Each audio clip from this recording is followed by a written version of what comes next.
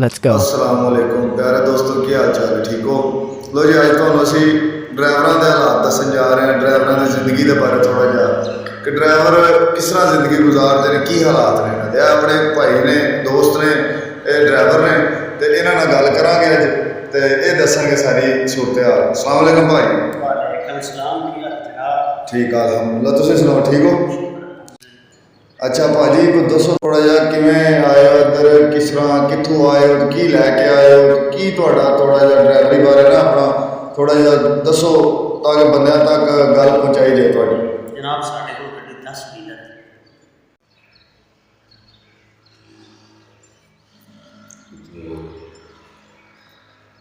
दोस्तों, साढ़े को ना 10 व्हीलर गड्डी असी इस टाइम वजीरिस्तान आए।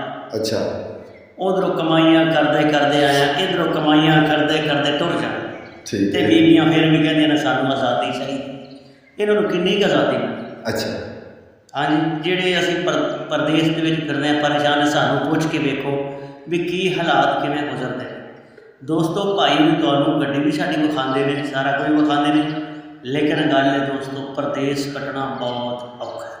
लिहाजा कि मेहरबानी की नहीं, थोड़ा थोड़ा जिहा- हालात उत्ते हाँ जी। कि थोड़ा जिहा कंजूसी नाल खर्चा किया करो।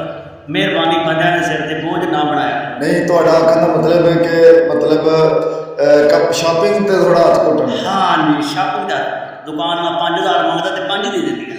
ਉਹਦੇ ਨਾਲ ਬਹਿਸ ਕਰਕੇ ਉਹਨੂੰ 2500 ਅਗਲੇ ਦਿਨ ਵਾਸਤੇ ਬਚਾਓ। ਮਿਹਰਬਾਨੀ, ਸ਼ੁਕਰੀਆ ਜੀ। ਅਸੀਂ ਜਿਹੜਾ ਵਾਲਾ ਦਾ ਤਸ਼ਰੀਫ ਲੈ ਆਏ ਇਸ ਟਾਈਮ ਵਜ਼ੀਰਿਸਤਾਨ ਆ, ਤੁਹਾਨੂੰ ਗੱਡੀ ਦੀ ਵੀ ਤਸਵੀਰ ਵਿੱਚ ਆ ਜਾਏ। ਮਿਹਰਬਾਨੀ, ਸ਼ੁਕਰੀਆ।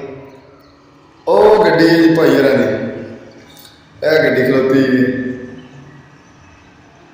ਤੇ ਲੋ ਫਿਰ ਇਨਸ਼ਾਅੱਲਾ ਮਿਲਾਂਗੇ ਅਗਲੀ ਵੀਡੀਓ ਤੁਹਾਡੇ ਨਾਲ। ਠੀਕ ਹੈ ਜੀ, ਅੱਲਾ ਹਾਫਿਜ਼।